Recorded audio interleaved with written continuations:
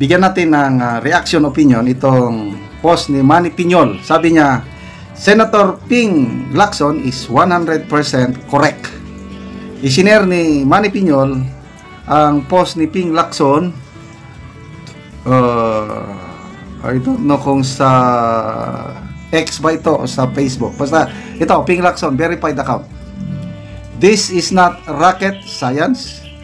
At the rate we are importing, so tungkol sa pag-import ito, importing agricultural products out of plants that easily grow on our soil, it is only a matter of time before our farming industry will be dead as a doormill.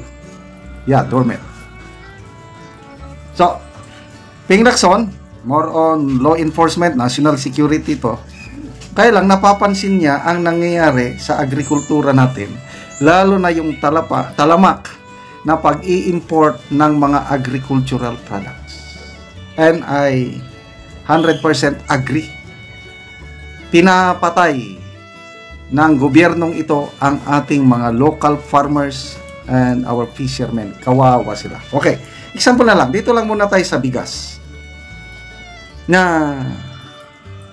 pinagmamayabang nila na natupad na ang pangako. Nandyan na ang 20 pesos per kilong bigas. Ano yung 20 pesos per kilo na bigas na ibinebenta? Hindi po ito local na palay o local rice. Imported ito. Binibili natin sa ibang bansa na ang nalulugi ang ating mga local farmers.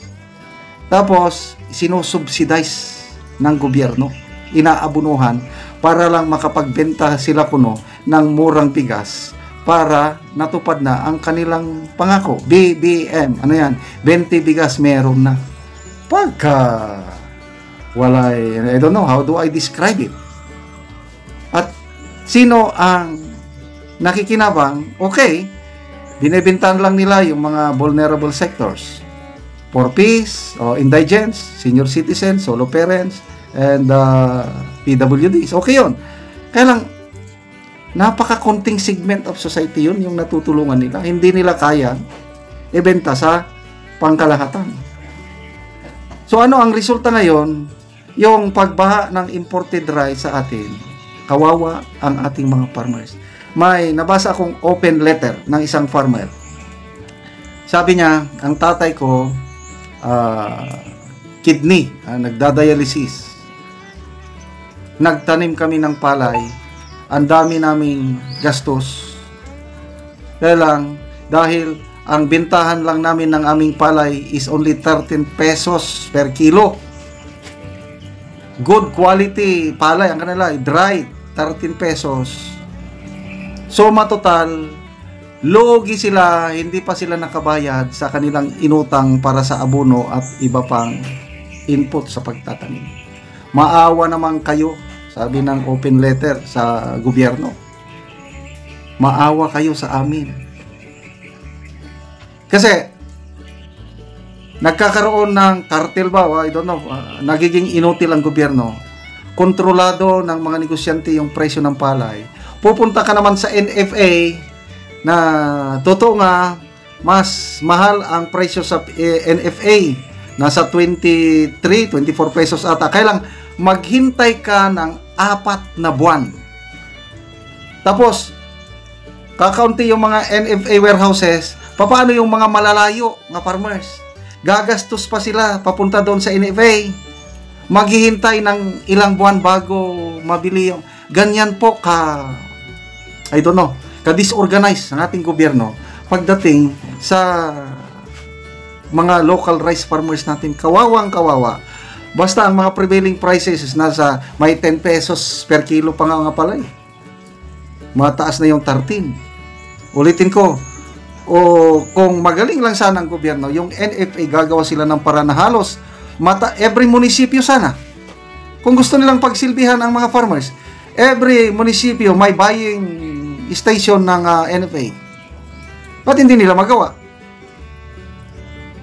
So, ito yung sinasabi ni Senator Lacson, Senator-elect Lacson. So, aside sa palay, pati gulay, nag-i-import din.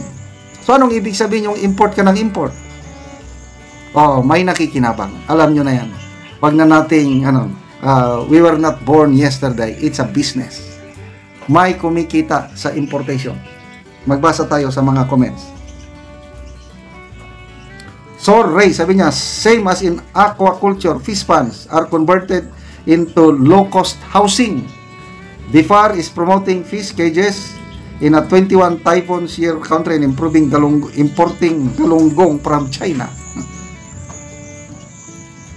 Mang Jose, the irony, the one who lead for many years in our agricultural sector is a housing developer. Correct. Ranger Tan, true. Our agri-fisheries industry is already on crisis. Government is not really helping. Marami akong nakitang palpak na programa ng DA. Again, hindi naman sa Pera de los Benos. Ako rin, sa exposure ko sa mga tribal community, sa mga farmers, ang Department of Agriculture, pang-report lang ang kanila. Mabuti lang pag may nagbibigay, example, magbigay ng makinarya, magbigay ng abono, magbigay ng seeds, hanggang doon lang.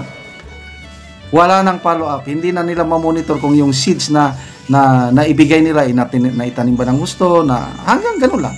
Puros, bigay-bigay lang. Walang makatotohanan ng programa para matulungan ang mga farmers. Okay. Salamat mga kaibigan sa inyong pagsubaybay sa ating channel. Nakakatulong kayo ng maigi sa ating tribong Talandig ng Bukidnon. Ang sweldo natin dito is tinutulong natin livelihood ng mga Talandig farmers. Nagpapatanim tayo ngayon ng saging lakatan. Kung may itinanim, may aanihin, panoorin nyo ang video na ito. Ako sa saging lakatan ni Manoy Boy, og kini ang pinakauna niyang tanom. O gapit na gid ni siya mangunod, mga dagko na manggod. Mayong buntag manang, Manoy. Oh. Unsa man ang abono, imong giabono? Putas. Putas para sa Apit naman mangunod. Apit na mangunod. Oo. Mga dagko na kayo. Mga dagko na kaayo. Nagani akong sabi nga tindok. Una nga gitanom. Una nimo nga gitanom? Oo, gikan sa Mansilano. Gikan sa Mansilano? Oo. Tindok na siya. Oo, tindok na. Ay nangunod na. So hapit na gid ni nang mangunod sa imong lakatan. Hapit na pud ning dire kaning lakatan. Oo. So muna ni ang ikaduha nga saging ni Manoy Boy. So makita gid nato nga mga dagko na gid kaayo.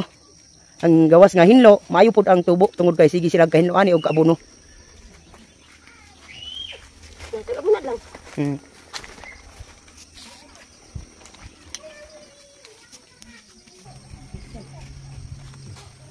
Ipalibot dito eh. Dito eh. Nagkapalimag gid nang parisip. Pero nag-spray na pud og purodan ang anak ni Manoy Boy, nagatabang siya. Kay nagapuno man silang manang ug siya iya naga-spray og puradan pampatay sa insekto.